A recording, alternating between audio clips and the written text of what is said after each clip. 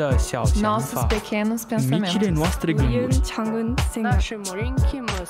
Nos petites réflexions, Delta FM 90.2. Salut tout le monde, vous êtes bien dans nos petites réflexions épisode 20. Aujourd'hui on est toutes et trois avec Luna et Oriane à la technique et c'est parti. Alors bonjour à toutes et à tous, de côté météo, demain Poitiers et Jeanne-et-Marigny seront plutôt ensoleillés. Le vent soufflera à environ 23 km/h. Les températures seront d'environ 16 degrés pour Jeanne-et-Marigny et pour Poitiers. Et demain ce sera à la Saint-Abiv. Donc les actus du 25 mars 2021, donc hier. Donc en France, à partir de maintenant, les rassemblements de plus de 6 personnes en extérieur seront sanctionnés d'une amende de 135 € par personne, a annoncé le ministre de l'Intérieur Gérard Darmanin. Cette interdiction n'est en réalité pas nouvelle, mais la police n'appliquait pas toujours la demande. L'amende. Oui. C'était si violent comme correction. Merci.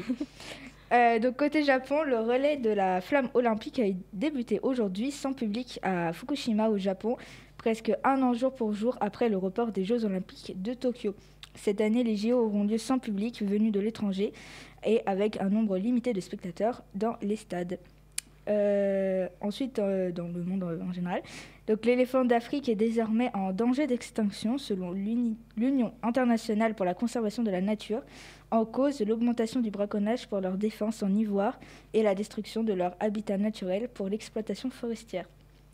Et pour terminer, une petite information sympathique, un petit singe roux est né mi-février au zooplanète sauvage de Port-Saint-Père, donc vers Nantes.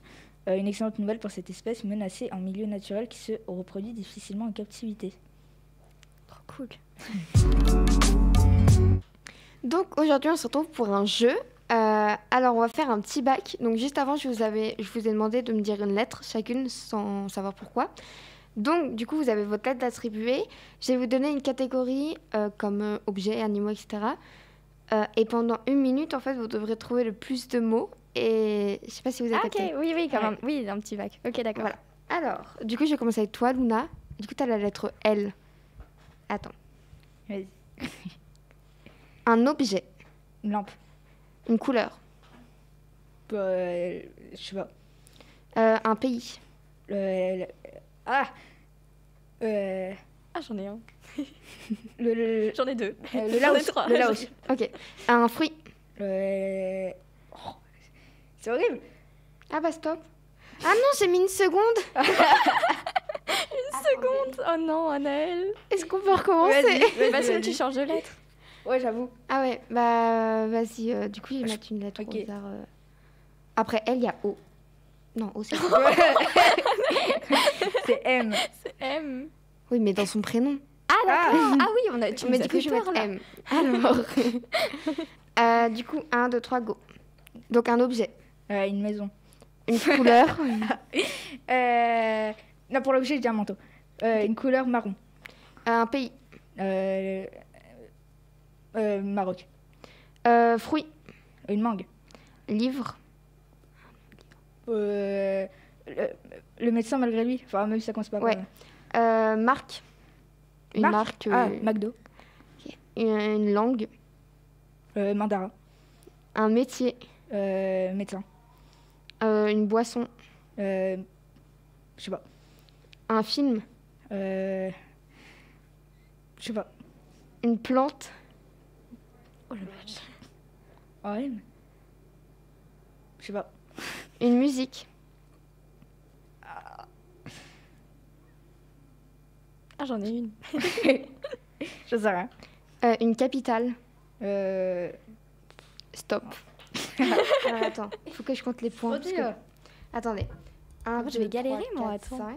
C. Ah ouais, mais toi, tu triches du coup. Ah, mais j'avoue, j'ai tous les trucs en fait avant. C'est vrai. Non, parce que vous n'avez pas les mêmes trucs. Ah, d'accord. Ah. Bah, c'est bon alors. Ça réfléchit là-dedans. Juste, attendez, je compte les points. Cette Attends, c'est quoi ta lettre Oriane organisation de pacotille. Moi, c'est le C. C'est Rémi qui me l'a donné à la base. Ah ouais. Donc, si je gagne, c'est grâce à lui, et si je perds, c'est à cause de lui. On Donc, verra. on verra. Bah, et puis à mon cerveau aussi, du coup. Ouais. Je trouve les bons trucs. C'est quand tu veux, Anaëlle. Tu veux qu'on amène une calculatrice la prochaine fois? Non, je crois que tu as 8. Ah ouais? Je crois. Ouais, ça me va. Hein, honnêtement. Alors, c'est parti.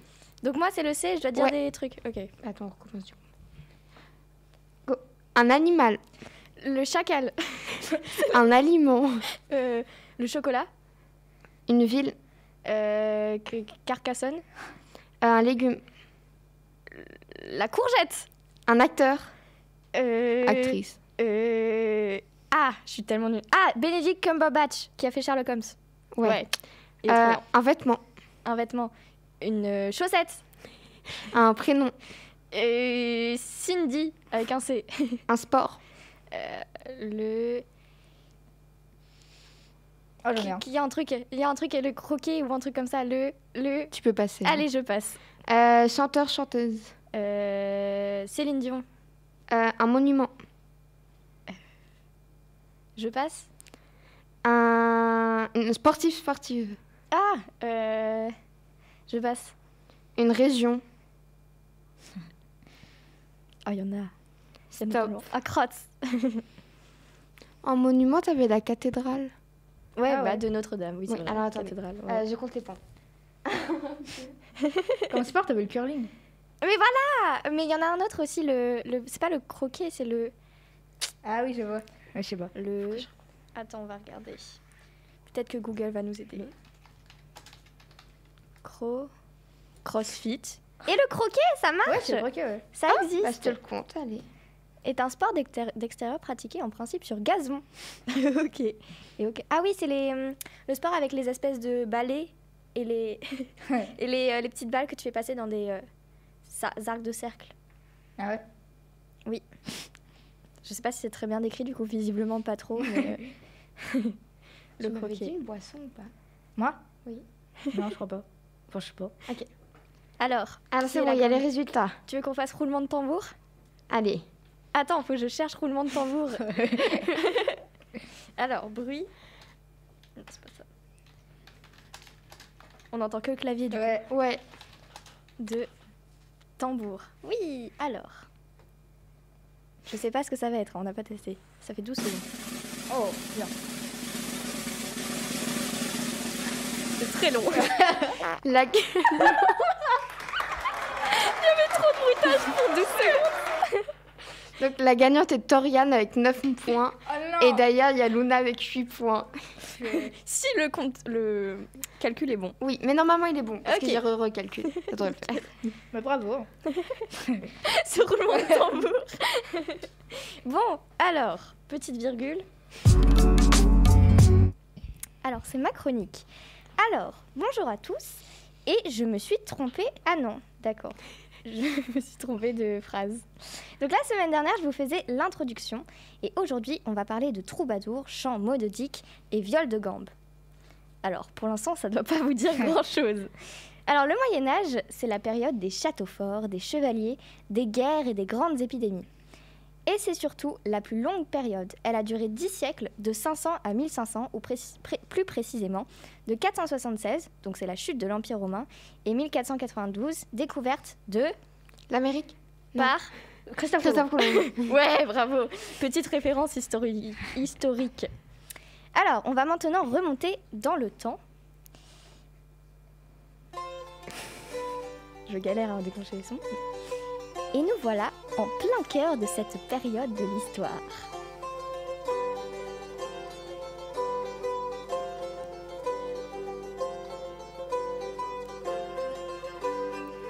Bonjour mesdames et messieurs. Je suis aujourd'hui votre guide pour cette visite musicale médiévale et veuillez me suivre, je vous prie. Luna qui s'ambiance. Entrez avec moi dans cette abbaye. Abbaye, ouais. voilà. Ouais. Entrez avec moi dans cette abbaye. Le chant que vous entendez ici fait partie de la musique sacrée. Pas du tout, je me suis trompée dans ce que j'ai fait. Ça Je va aller. recommence.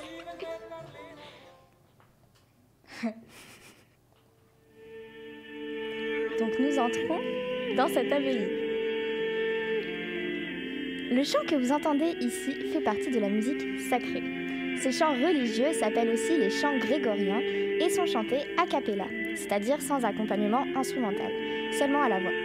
Ils sont en latin récités par des moines, donc évidemment c'était que des hommes, et sont monodiques, ça veut dire qu'ils n'ont qu'une seule ligne mélodique, au contraire de la polyphonie.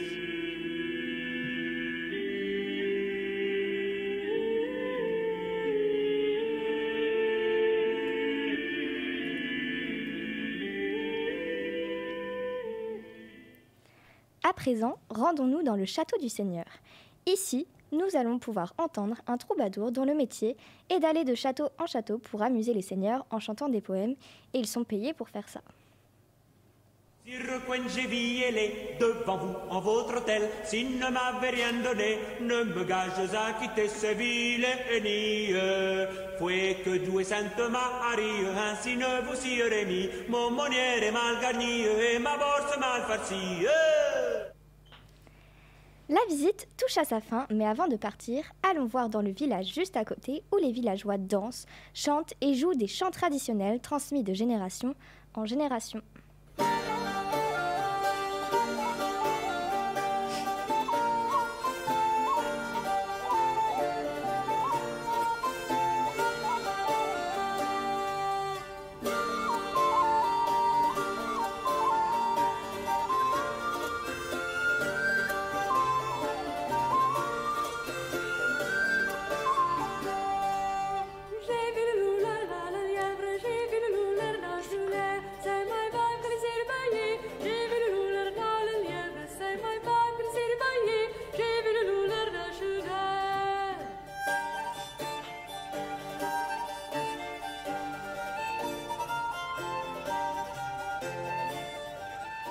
Alors on peut remarquer qu'il y a quand même plus d'instruments que chez les moines, et donc il y a des refrains qui apparaissent au XIIIe siècle, et donc ce sont des chants qui se transmettent de génération en génération, comme je l'ai dit.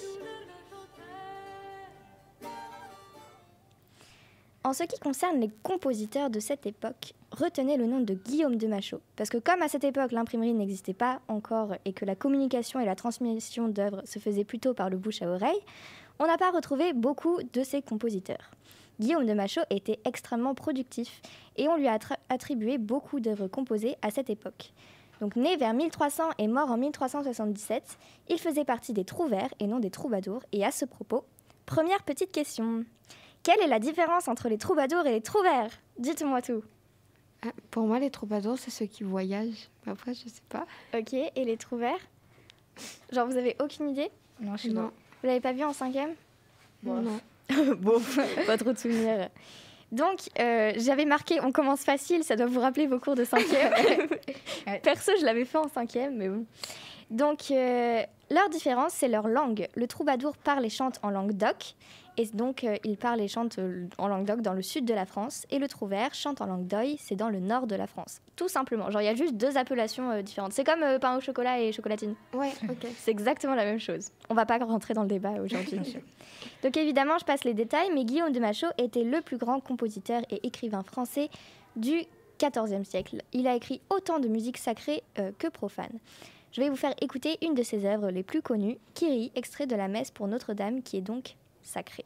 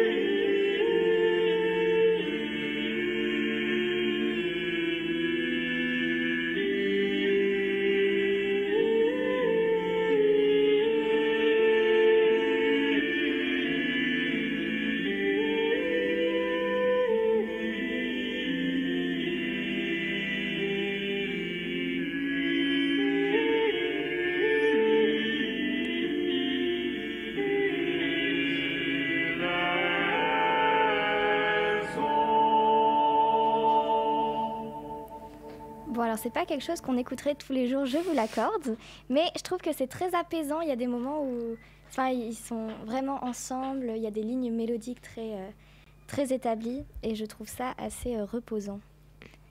C'est la sérénité. Alors, on continue. Bon, Qu'est-ce que les ménestrels selon vous? Ouais, alors par contre j'ai un QCM donc ça va peut-être vous aider. Mais si tu as des propositions? Non. Ok, d'accord. Alors, petit A, ce sont des musiciens qui annoncent la guerre. Petit B, c'est un style de danse qui se danse sur 5 temps. Donc par exemple la valse, elle se danse sur 3 temps. Les musiques pop aujourd'hui c'est sur 4 temps. Voilà. Ou alors ce sont des domestiques musiciens qui jouent dans les cours des seigneurs. Je crois que c'est la dernière. Moi j'aurais dit la deuxième. Tu dis la deuxième? Bon, est-ce qu'on remet le... Non, j'ai enlevé le petit roulement de tambour. Non.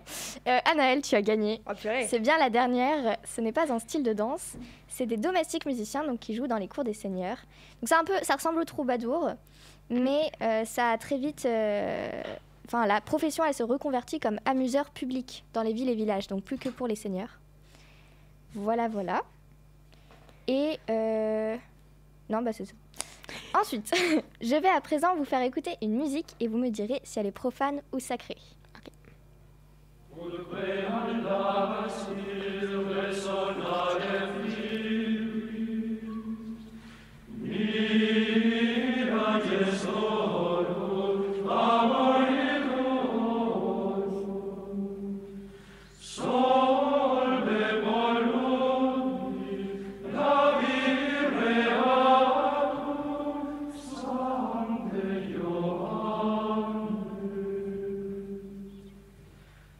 Alors?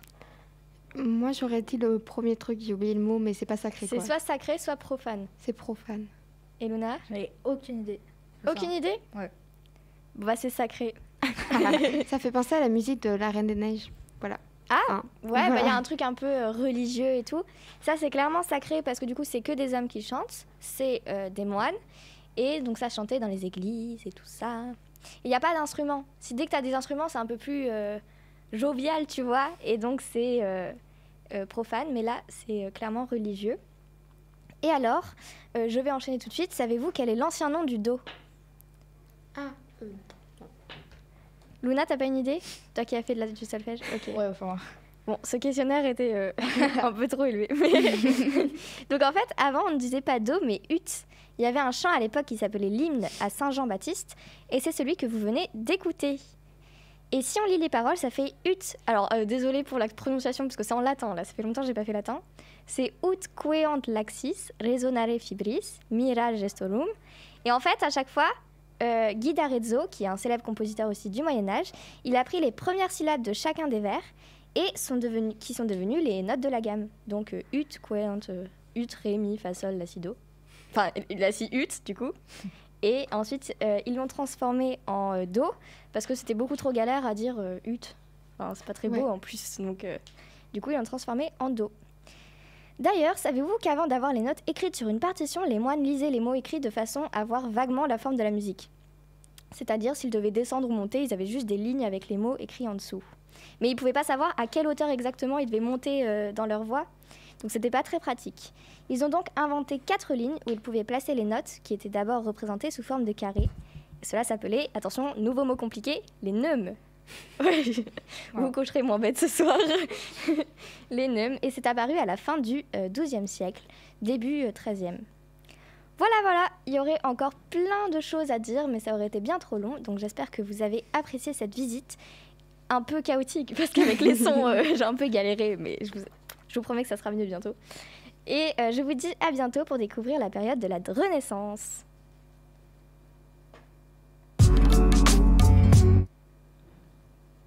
Ok. Donc, nous allons écouter She's the Lady de Ricky Montgomery sur Delta FM 90.2. C'est à toi. Se rater. Vous venez d'écouter She's the Lady de Ricky Montgomery sur Delta FM 90.2.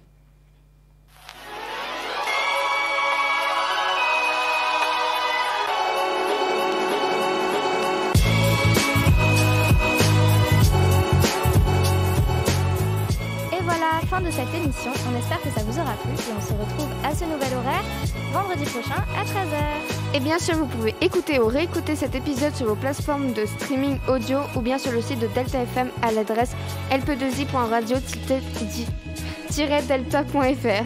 Salut!